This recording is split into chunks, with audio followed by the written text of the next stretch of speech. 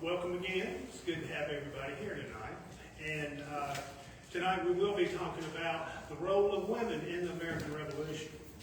And I would like to point out that this picture right here is a model of a proposed statue of a very local heroine to Lawrence County.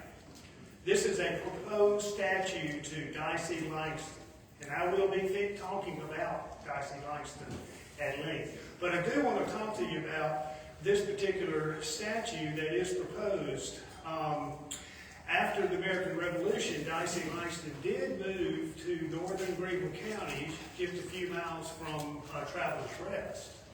And the city of Travelers Rest is raising, I think it's like $75,000, and I think they've got about half of that now.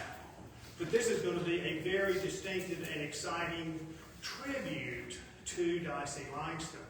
And one particular reason I'm mentioning this, if anybody can help with donations in that regard, that would be appreciated. And again, I will be talking about her heroics in detail. I'm going to finish up talking about her. So, talking about women in the American Revolution. And so I'm sort of talking, looking at the overall picture throughout the entire setting of the American Revolution at the beginning, and I'm going to narrow that down till we talk about the very local heroines who lived within just a few miles of right here. And many of us are descended from those heroines. But this is a picture to me that is particularly poignant during the Revolutionary War. And this is the kind of scene that could have happened anywhere. And it so happens that this particular scene is a scene from up north. And this is a loyalist family being run out of their homestead by their jeering neighbors. And this scene was repeated time after time. It was repeated here. And it didn't matter if it was the Loyalists or the Patriots. South Carolina turned over 3 times. And every time the territory turned over, it was, the world was turned upside down. That's exactly what happened. And that's what's happening to these individuals here. Their world is being torn upside down. So, my cooker does not cooperate.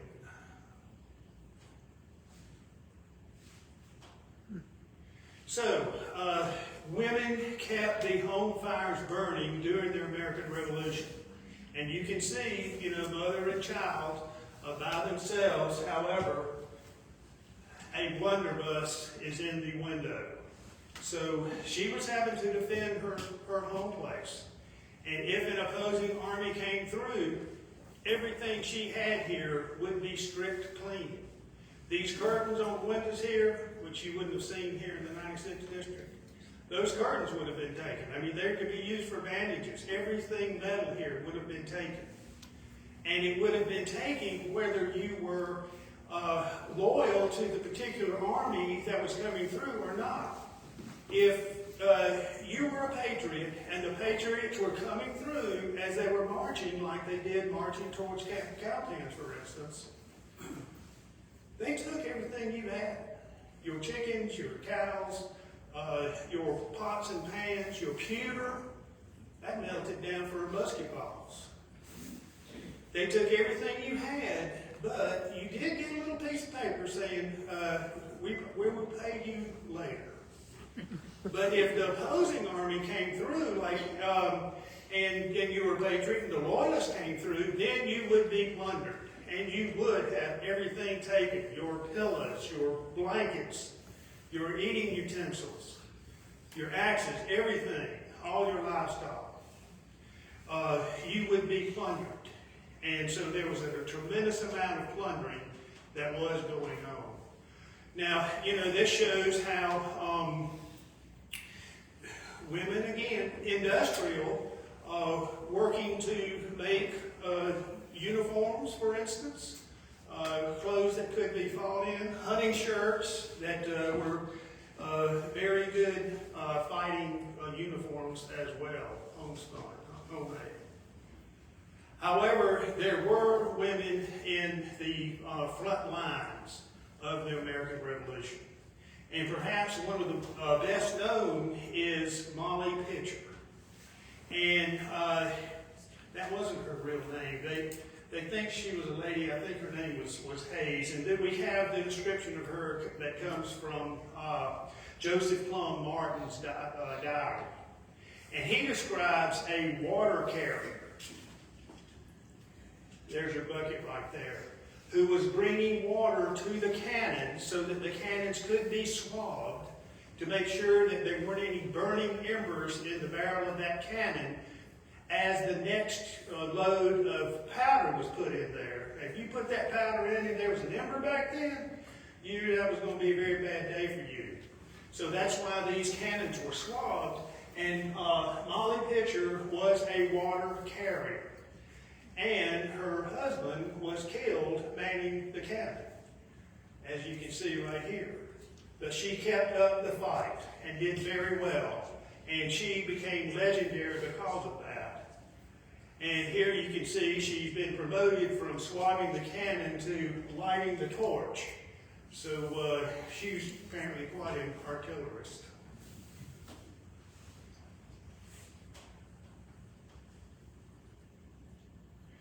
Now, this is a more local lady. Her name is Nancy Hart, and she was in Georgia. Her husband was with the local militia.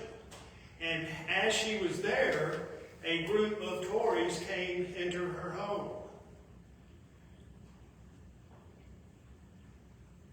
I'm not used to this laptop here. So the Tories came into her home. Nancy Hart, she was 6 feet tall, red-headed, stout woman. She was there with her 12-year-old daughter, Suki. And as the Tories burst into the house, they demanded that she cook them supper.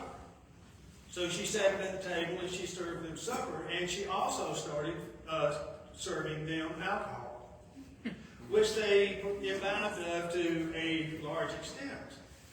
And they had their muskets and rifles stacked in the corner while they were just having a fine time. And I mean, she was giving these folks quite the loot. And as she was doing that, she was taking their rifles and she was passing them through the door to Suki, the 12-year-old, as the fellows were just drinking and eating away. And finally, she was down to the last rifle, and she picked it up here, and she aimed it and captured these 6 men. One of the men she shot and killed, and another one she wounded. So this story of Nancy Hart has become the stuff of legend. Did this really happen? Did it not?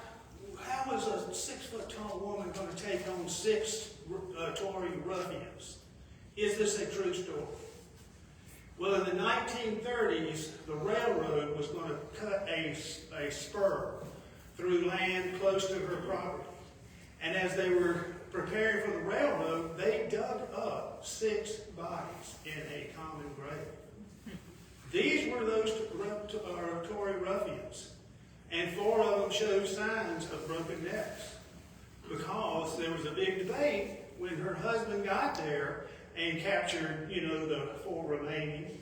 Should they be shot or should they be hung? So that question was answered. Nancy Hart, Hart County, Georgia, is named after her. Now we're getting closer to home. And this is a story, the scene of Martha Bratton, who was the wife of Colonel William Bratton. And I hope many of you, if not all of you, have been to Brattonsville to see the wonderful display of colonial and early American buildings that were there. And there was an important battle that occurred here as well. Here you see Martha Bratton sending a note to Colonel Bratton's manservant named Watt. And Watt goes and warns Colonel Bratton and gives Colonel Bratton the location of Captain Christian Huck, who was a notorious plunderer for the British forces. He was a British enforcer. So before Huck was able to give the note to Colonel Bratton, an officer came up onto Mrs. Bratton's porch and threatened her life. Now, this is an illustration from Harper's Weekly in 1845. And that's why you can see, the stippling on the paper there. So, a officer named Henry, don't know if that's his first name or his last name, he is threatening to cut off Martha Bratton's head with a reaping hook, when Loyalist Lieutenant Adamson from the Camden Loyalist militia comes to the aid of Martha Bratton and keeps Henry from chopping her head off. As the battle progressed, it was a tremendous Patriot victory, and the Loyalists were heartily defeated. And Lieutenant Adamson was severely wounded across the forehead. Blood completely covered his face. And as Colonel Bratton had captured him, he was informed that this was the fellow who was threatening to chop off Martha Bratton's head. So he was all ready to commit murder right there. And Lieutenant Adamson said, please, please, interview your wife, interview your wife. And so they brought Martha Bratton to Lieutenant Adamson, covered in blood. And Colonel Bratton said, do you know this man? And Martha Bratton said, no, I've never seen him before. And Lieutenant Adamson said, please, please, tell him, what we did. And Miss Bratton recognized his voice and saved his life as a result of that. So this is the Battle of Huck's Defeat. This is drawn by Don Troiani. Because Martha Bratton gave that message to Watt, William Bratton knew that Christian Huck and his provincial plundering raiders were at Williamson's plantation, which is very close to Brattonsville. So the Patriots surrounded the provincials and killed Christian Huck and won a glorious victory here at Huck's defeat. And this is the first time that local militia, farm boys, William Bratton was in the area because he was harvesting his wheat. And Huck knew that he had to be on his farm. So that's why they went after Colonel Bratton and the rest of the Patriots there, because they had to harvest their crops.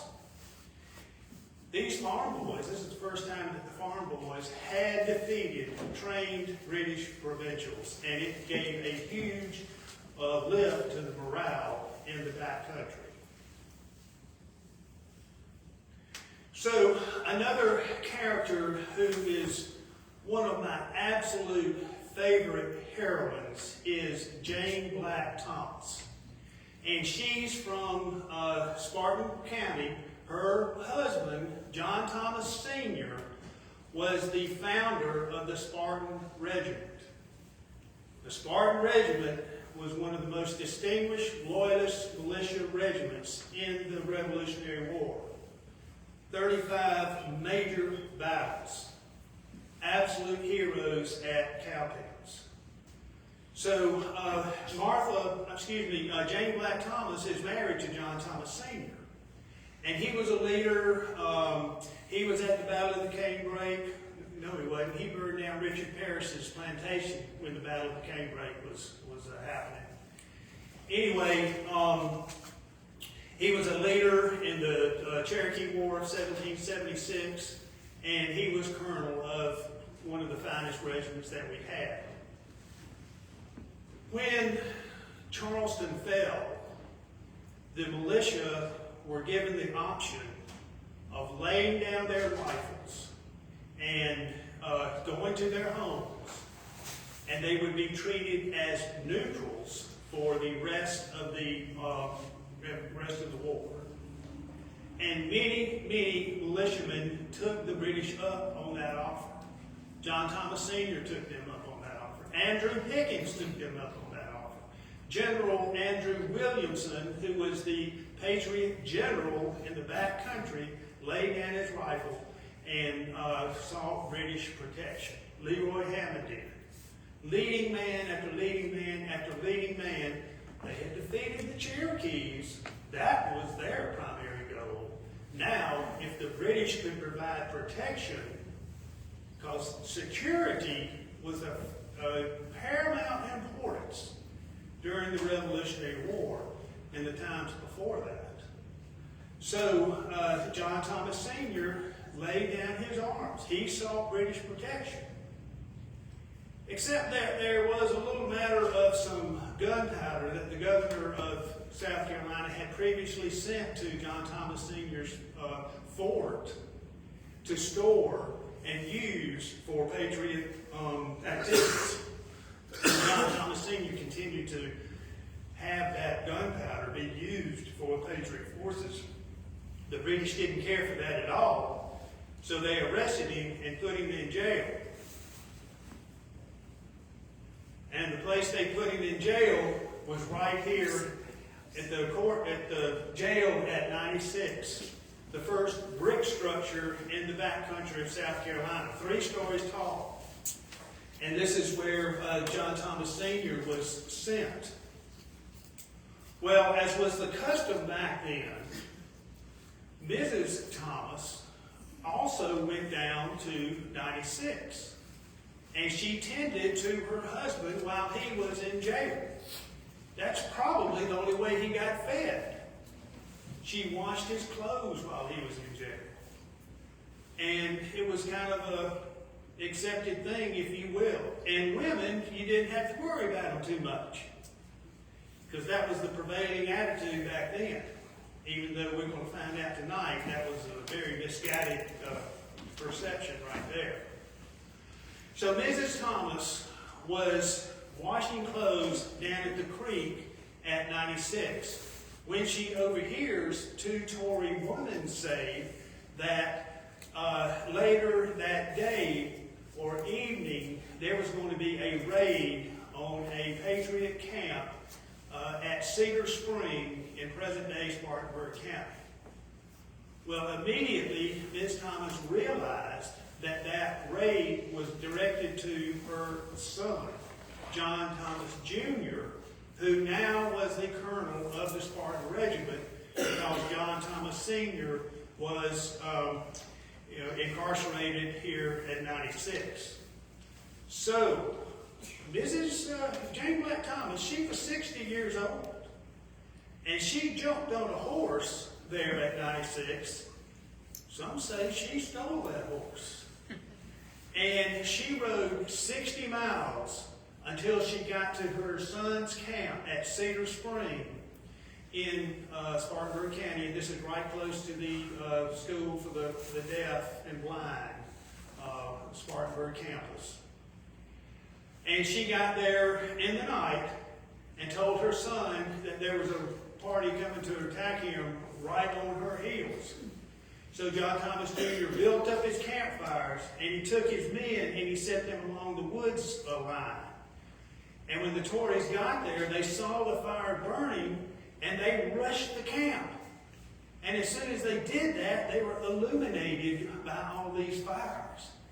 And the Patriots in the woods line, they opened fire, and they killed half of that raiding party right there with that one single bottle. The survivors of that skedaddled, and they went up to northern Spartanburg County at Gallon's Fort. And this was the first of 5 battles in Spartanburg County that pushed British lines back in 4 days, pushed British lines back 40 miles. So that was part of the heroics of Jane Black Thomas.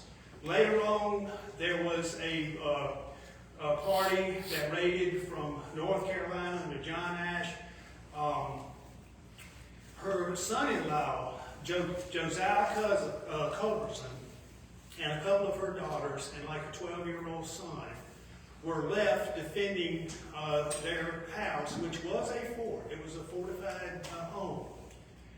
And Josiah Culbertson was up in the eave, and he was shooting at the attackers as they were surrounding the house. And as he was shooting one rifle, he was handing it back and being handed another rifle by the women in the house. And he was shooting away. And he would get another rifle, he'd get a friend, and he would shoot and shoot and shoot. And the defenders thought there was 10 men defending this fort. And he wounded 2 of them, and they quit, and they left. During this time, Jane Black Thomas was at the fireplace. She was running bullets. She was making musket balls as fast as they could be fired. Melting down her pewter, for instance. And that was the Battle of Kelsey Creek. And that's another one of Jane Black Thomas's accomplishments.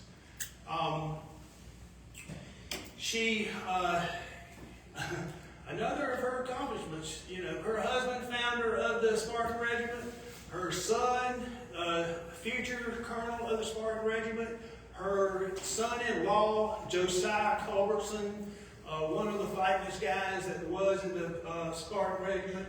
So, next time we're going to be using my laptop. Let's see what we got here now. Here we go. So she was very distinguished, and I will say that, let's see if I can do this.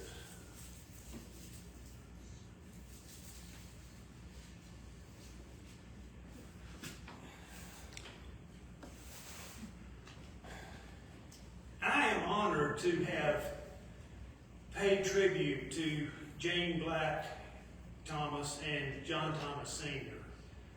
After the Revolutionary War, they moved into Greenville County. They moved 10 miles inside the county line up at Greer. And they had a plantation there. And they did quite well. And they had a cemetery, and they started, burying their family members in the cemetery. Then the successive generations who owned and bought the property continued to use this cemetery. And there was more than one Revolutionary War veteran buried in this cemetery. And here's a historical marker in their honor.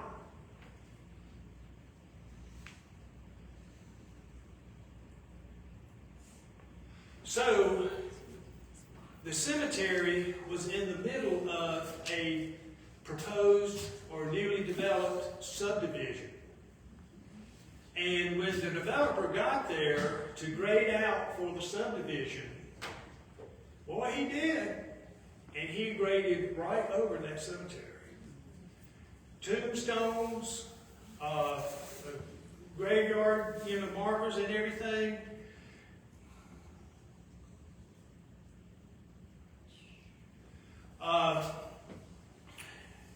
Just incredible abuse to the cemetery. Now, there had been preservationists working before me for several years. They actually stopped construction on the subdivision for 2 or 3 days for the Greer zoning board or whatever to work out what they had to work out. An agreement was made with the developer. He knew that he had messed up bad. We've got a poltergeist in here. That's right. Golly. Never again. So, when I got involved with the project, this is what we had. The developer had put this fence all the way around. Now, they had done ground penetrating radar and located over 80 graves in this cemetery here. And they had bulldozed over the tombstones and put them in a truck and hauled them off. And then when the activity, everything hit the fan, so to speak, they loaded those tombstones back up into the truck and brought it back over and dumped it right on top of this. These are the only tombstones that are there. But they did ground penetrating radar, and everywhere that there's a white flag, that's where they found 80 graves. And where these yellow flags are is where they found much more detail, and that is where the graves of Jane and John Black Thomas are.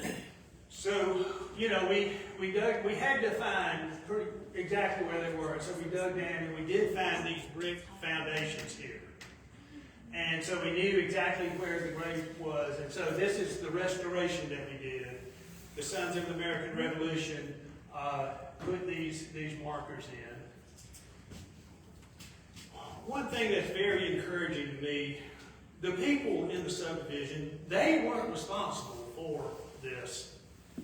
And they have come together to preserve this site. They are maintaining this site. They are proud of this site. And they're doing very well with it. We had a big to-do, had people come here and open up the graveyard. And then at the end of it, there was the Battle of Orchard Crest subdivision. Those houses did not fare well.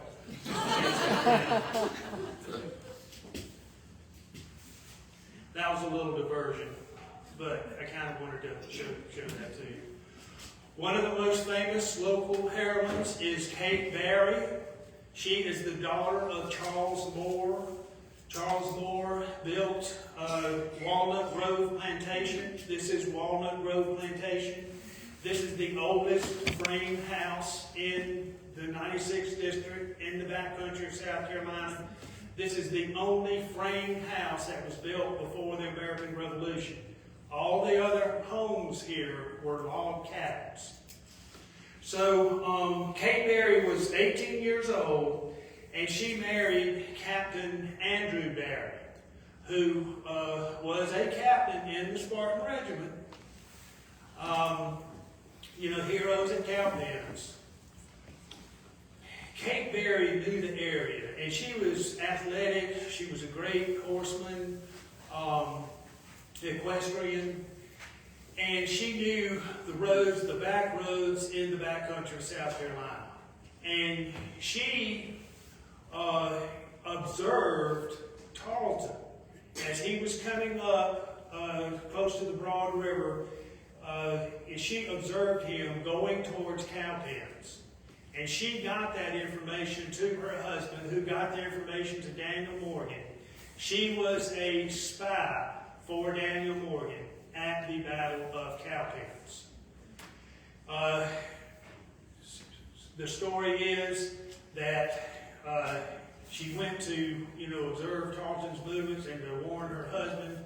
Her young child, who was still in his nightdress, she set him down on the floor, picked up the corner of the bed, and set the bed on his nightshirt so he was pinned, and he couldn't get in trouble for the next 6 or 8 hours while she was out saving America. So,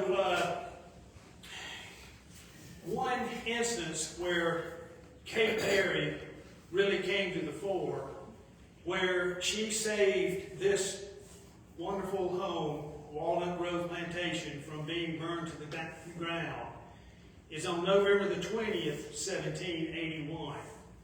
One day after Bloody Bill Cunningham committed his tragedy here at Hays Station, where he chopped 18 men to pieces who had had their hands bound. The day after Hays Station, he is at now Walnut Grove Plantation. And there was a captain who was upstairs on the second floor who was ill, Captain Stedman, and he was killed in that bed. He had 2 visitors, 2 of his comrades, come to visit him. And when they saw what was going on with Bloody Bill and so forth, they hid in the barn, but they were found, and they were killed.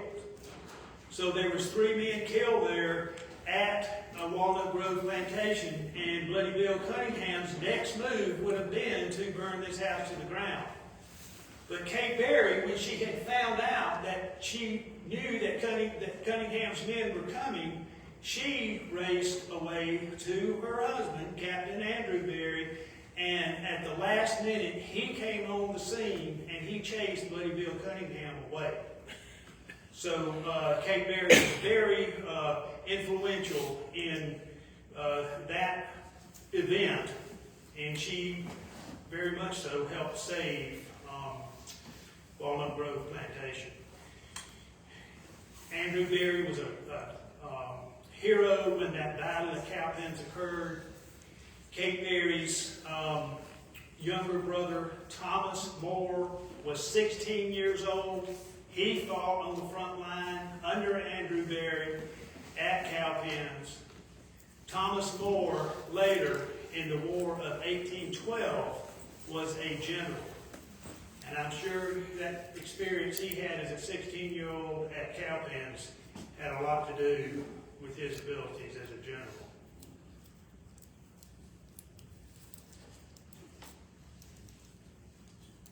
So, another local heroine. And this is Mary Ramage Dillard. This is a memorial to her at Duncan Creek Presbyterian Church. This is not where she's buried. We don't know where she was buried. This is a cenotaph. She was the first wife of Captain Dillard. And her family lived next to Musgrove Mill. They were on the Enoree River. And Mary Dillard was another athletic, energetic, active equestrian. And she also observed British armies marching through the backcountry. And in particular, the British army that she observed was, again, Bannister Tarleton on his way to Blackstocks. Blackstocks occurred November 20th, 1780. Cowpens was January 17th. Both of these battles involved Tarleton. And in both of these battles, Tarleton's maneuvers were observed by local heralds and reported and were instrumental in the victories at those battles. So, many of these stories that we hear about women in the American Revolution are apocryphal. We don't know where these stories originated. So many of these stories were written 100 years after the fact, and I'm going to be getting into this in much more detail. So there is very little first-person documentation of what these heroines did, and the prevailing sentiment is so much of this evidence is family lore. Because Mary Dillard, she took her young infant son in his nightgown and she raised up the corner of the bed and pinned his nightshirt to the so she could go and do her scalp. Does that story sound familiar? There's 3 stories like that. And they may all be true, I don't know. But we do have information, first-hand information, that we can verify that Mary Dillard did what she did. Now, and yes, this story is passed down through the family. And there are numerous versions of this story that are inaccurate. But Lisa Bowes, who is a descendant of Mary Dillard, has been able to figure out that it was the Enoree that Mary Dillard crossed, and she observed Tarleton going to Blackstocks. And the reason we know this actually happened is Bannister Tarleton's word himself. This quote is from his autobiography. And you have to remember the way Tarleton wrote, he wrote about himself and the British in the third person. But this is what he says. A woman on horseback had viewed the line of march from a wood, and by a nearer road had given intelligence that the British were approaching without infantry and without cannon. When Mary Dillard got her information to Thomas Sumter with his 1,000 militiamen ensconced at Blackstock's farm, which was heavily wooded, heavily fenced, perfect defensive fortifications. When Sumter was there, he gets word that, yeah, Tarleton's coming, but he doesn't have his infantry and he doesn't have his cannons. Cannons would have torn the defenses of Blackstock's to pieces. But Tarleton attacked those 1,000 men with 270 mounted men, his cavalry and his foot soldiers who were riding double with the cavalry.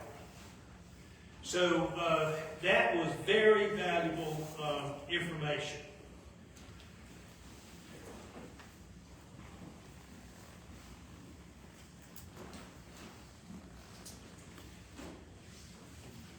You know, I talked about the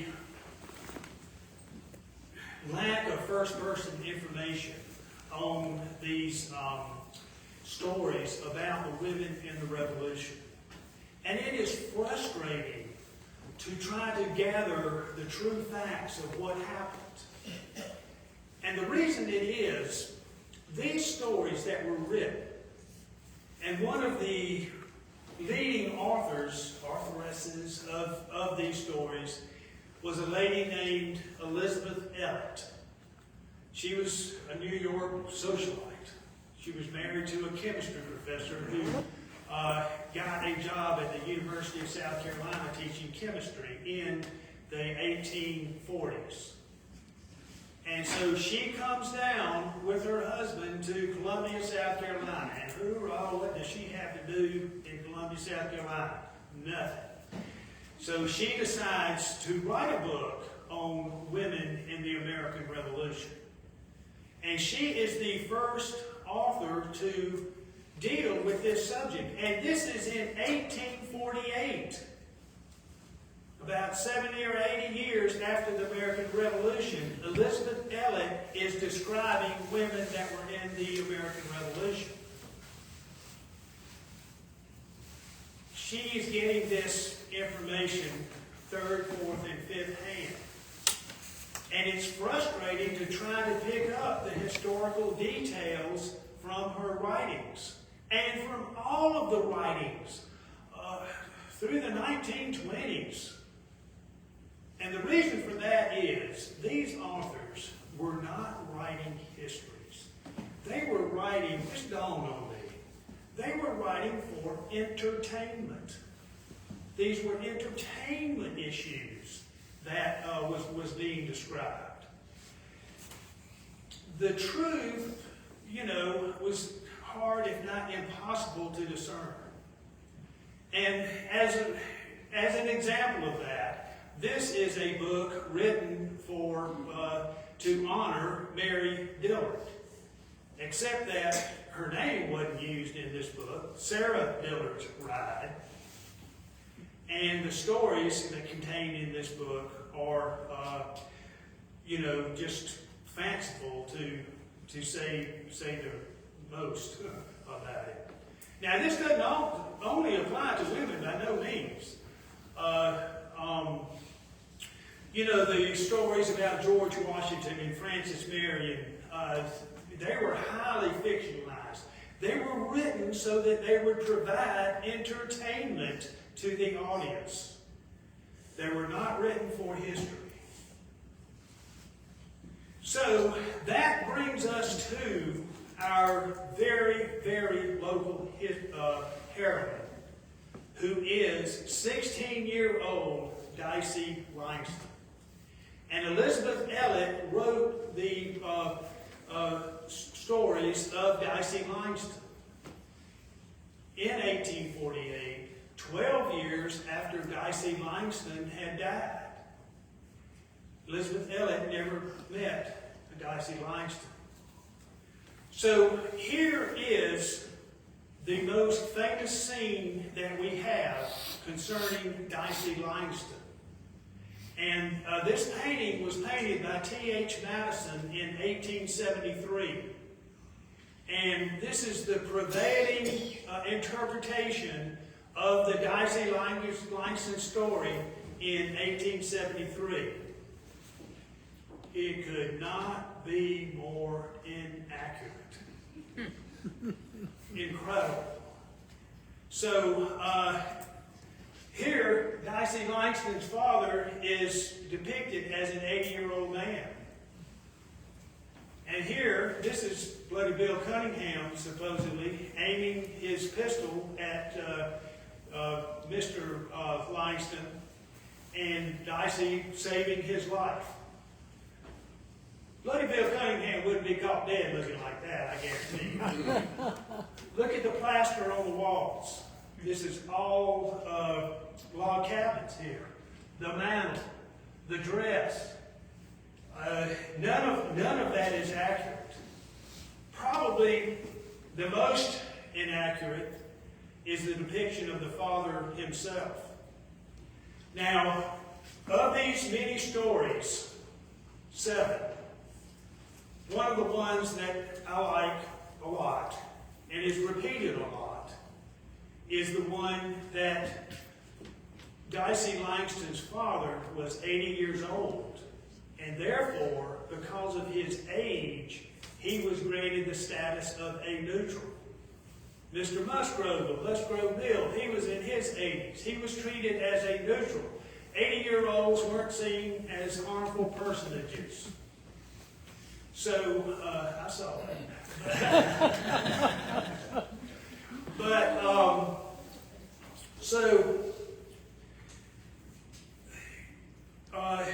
Mr. Langston knew that his son was a Patriot commander, with a squad that he was leading in battle against the Loyalists.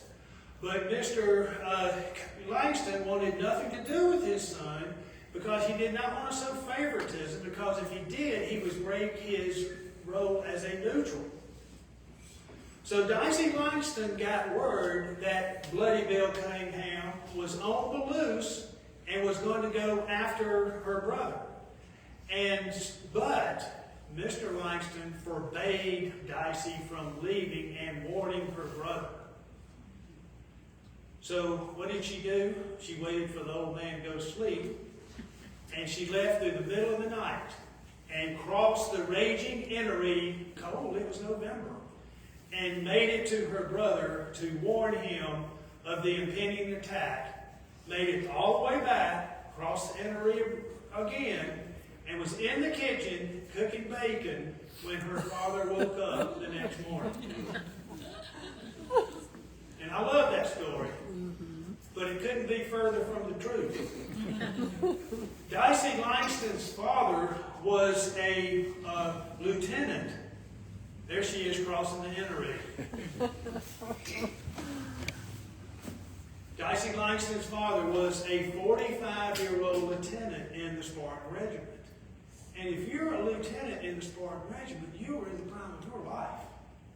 You're a fighting man that nobody wanted to fool with. So, we know that was an inaccuracy. Yet there are still stories pertaining to Dicey Langston that are quite interesting. Now here's the monument that is being proposed to be erected in Travelers Rest. And I hope they're going to be able to raise money soon enough to do all of that. However, this is a scene of Dicey Langston as she is warning her brother of the impending attack from Bloody Bill Cunningham. You can see the river in the background. You can see she's wet. She's being covered with a blanket. This is her brother. They're so happy to see each other. There's another Dicey Langston story that is really my favorite. And this concerns the time when her brother gave Dicey, who was 16 at the time, gave her a rifle to put away and hide and not let anybody else get that rifle unless they gave her the password. So she took the rifle and she hid it somewhere. And about 2 or 3 weeks later, a couple of riders came up to the house and said, well, we're here to get the rifle that your brother sent us for. And Dicey says, okay. And she goes and gets it and holds it up to the riders. And they start laughing at her and say, hey, you're supposed to give us the password. You're supposed to ask us for the password before you give us that. And she says, oh. And the rider said, well, give it to me. She says, no, I think, what's the password? So he had to relent, and he gave her the password. And so that fella got the rifle. That fella's name was Thomas Springfield. He was 16 years old. A few months later, Thomas and Dicey were married. And after the war, they moved to Travelers Rest. And Dicey Langston is proud mother of 22 children. So these are her accomplishments. So I'm so happy to have this scene that is accurate, that portrays, I'm not going to say the true story, but portrays what probably happened to a large degree. And I'm particularly happy to have a fellow in this audience who drew this picture, Mr. Jorge Rubio over here. And we thank you for your interpretation. And there is the picture that's over there. We'll talk about a few of those things that are over there.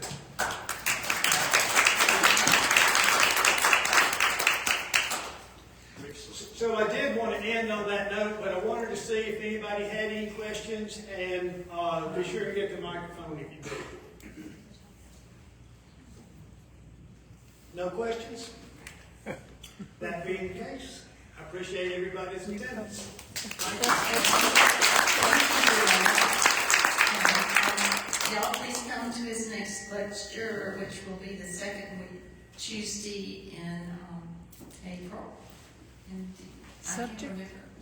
I believe it's going to be on Andrew Pickens. Andrew Pickens? Yes, we kind of interrupted that series, didn't we? Okay. And if you're not a member of the museum, we appreciate everyone's support.